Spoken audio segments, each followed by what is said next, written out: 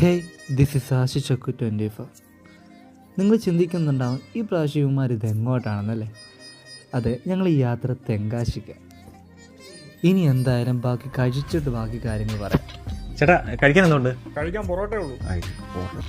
ഒട്ടും താമസിക്കാതെ തന്നെ മുന്നോട്ട് വണ്ടിയെടുത്ത് നമ്മൾ ഈ റൂട്ട് പോകുന്നത് പുനലൂർ റൂട്ട് കയറിയാണ്.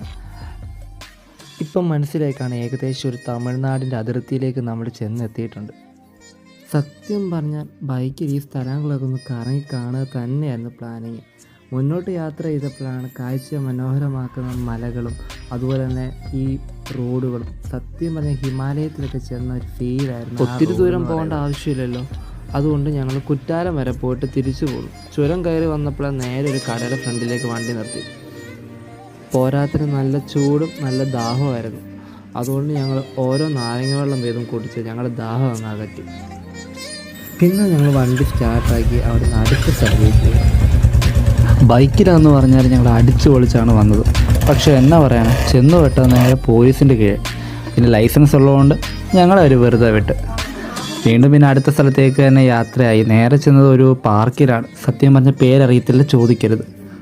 എന്തായാലും നമ്മൾ പാർക്കിനകത്ത് കയറി. പിന്നെ ഇതിനകത്ത് വെറുതെ ഇരിക്കേണ്ട കാര്യമൊന്നുമില്ല. കിട്ടിയ സമയം മാക്സിമം യൂസ് ചെയ്ത് ഉള്ള റൈഡിൽ മൊത്തം ഞങ്ങൾ കയറി ഇറങ്ങി. ഈ സമയം ചെറുതായി ഒന്ന് വീണെങ്കിലും ഭാഗ്യത്തിനൊന്നും പറ്റിയിട്ടില്ല. പിന്നെ ഇതൊക്കെ ഒരു തമാശയായിട്ടേ ഞാൻ എടുക്കുന്നത്. ഇതെല്ലാം കഴിഞ്ഞാണ് ആ ബോർഡിലേക്കൊന്ന് ശ്രദ്ധിച്ചത്. കുട്ടികൾ കയറേണ്ട റൈഡിൽ വലിയവർ കയറി കഴിഞ്ഞാൽ നല്ല ഫൈൻ അടയ്ക്കേണ്ടി വരും. ഫൈൻ അടിക്കുന്നതിന് മുമ്പ് ഞങ്ങൾ അവിടെ നിന്ന് ചാടി അടുത്ത സ്ഥലത്ത് ചായ കുടിക്കാൻ വേണ്ടി വണ്ടി നിർത്തി. നല്ല ക്ഷീണിച്ച് വരുമ്പോണ്ടല്ലോ, നല്ല കടുപ്പത്തിലും മധുരം കൂട്ടി വീശി അടിച്ച ചായ ഇങ്ങനെ കൊണ്ടുവന്ന് നൂതി കുടിച്ചോണ്ടല്ല കണ്ട ആ ഉന്മേഷം ചായക്ക് മാത്രമേ കിട്ടും. നീ അത് ഈ ചായ പിടിച്ചേ, നിനക്ക് ഇഷ്ടമുള്ള പോലെ നല്ല കടുപ്പത്തിൽ മധുരം കൂട്ടിയെടുത്ത. പിന്നെ എവിടെ പോയാലും വലിയ കാര്യമൊന്നും ഇല്ലെങ്കിലും ഒരു ഗ്ലാസ് ചായ കുടിക്കാതെ ആരും യാത്ര ചെയ്യിക്കത്തില്ല. അതങ്ങനെയാണ് മലയാളികൾ. ഇതെല്ലാം കഴിഞ്ഞ് തിരിച്ചുള്ള വീട്ടിലേക്കുള്ള യാത്രയിൽ ഞങ്ങൾ മുന്നമേ കണ്ട് മഴ പെയ്യുമെന്ന്. അതുകൊണ്ട് ഒരു മുൻകരുതലിന് വേണ്ടി ഞങ്ങൾ കോന്നിയിൽ ഒരു ഷോപ്പിൽ കയറി മഴക്കോട്ട് വാങ്ങാൻ വേണ്ടി കയറി.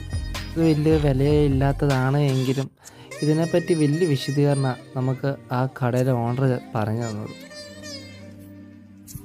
മഴ പെയ്യുമെന്നുള്ള ആ വിശ്വാസത്തോടെ തന്നെ ഞങ്ങൾ ആ കോട്ട് റോഡരികെ വെച്ച് തന്നെ മാറി. പിന്നെ മുൻകരുതലോടെ ഞങ്ങൾ വീണ്ടും മുന്നോട്ട് യാത്ര തിരിച്ചു. എന്തായാലും ഭാഗ്യം കൊണ്ട് നല്ല രീതിയിൽ മഴ പെയ്തു. കൂട്ടത്തിൽ നല്ലൊരു മഴയും കൂടെ പെയ്തു.